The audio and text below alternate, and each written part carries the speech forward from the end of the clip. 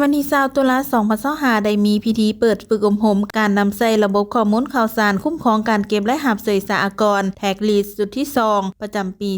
2025โดยการเป็นประธานของทานสายมโนลินทร์สินบัณฑิตรองหัวหน้ากรมเสยสหกรณ์มีนักสัมมนากรจากเสยสหกรณ์ทั่วประเทศและเจ้าหน้าที่เสยสหกรณ์จากกรมเสยสหกรณ์เข้าร่วมในโอกาสนี้ท่านสายมโนลินทร์สินบัณฑิตได้มีคำเห็นว่าสุดฝึกอบรมในครั้งนี้แม้ได้รับการสนับสนุนจากโครงการปรับปรุงการคุ้มครองการเงินแห่งรัฐระยะ3จากกระทรวงการต่างประเทศและการค้าออสเตรเลียและสหภาพยุโรปผ่านธนาคารโลกระบบข้อมูลข่าวสารคุ้มครองการเก็บและหับเสยสหกรณ์ได้เริ่มจะตั้งพันขยายในขอบเขตทั่วประเทศนับแต่ปี 2018 เป็นต้นมาและได้สำเร็จในปี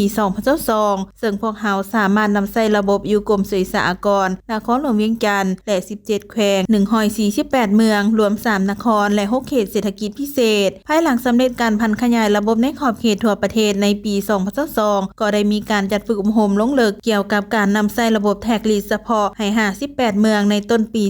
2023จากนั้นมาการฝึกอบรมก็แม่นการจัดฝึกในหัวข้ออื่นๆซึ่งบ่แม่นการลงลึกระบบแท็กลีสเป็นอันเฉพาะเป็นต้นการฝึกเกี่ยวกับเวียกงานอากรมูลค่าเพิ่มระยะ3เดือนการฝึกหัวข้อประจำปีที่มีลักษณะรวมของเวียกงานเสยสหกรณ์ที่แผนกฝึกอบรมจัดขึ้นและหัวข้ออื่นๆการฝึกอบรมครั้งนี้นักสัมมนากรจะได้เรียนรู้ลงลึกเกี่ยวกับจุดที่ได้มีการปรับปรุงหรืออัปเดตข้อมูลจาก4โมดูลหลักของระบบแท็กลีสคือโมดูลคุ้มครองผู้เสียอากรโมดูลคุ้มครองการแจ้งโมดูลคุ้มครองรายรับโมดูลการกวดกาบัญชีซึ่งการอัปเดตใหม่ของแต่ละโมดูลประกอบมีการปรับปรุงข้อมูลผู้เสียอากรการโอนหัวหน่วยการเบิ่งสถิติการออกใบแจ้งมอบอากรมูลค่าเพิ่มเปลี่ยนจาก28ห้องมาเป็น21ห้องการออกใบแจ้งมอบอากรประเภทอื่นๆฟอร์ม M ที่มีการปรับปรุงกลไกการป้อนข้อมูลเพิ่มเติมการเบิ่งบทรายงานจากแต่ละโมดูลการดัดแก้และยกเลิกใบแจ้งการยกเลิกค่าปรับใหม่ต่างๆรวมทั้งการออกบทบันทึกกวดกา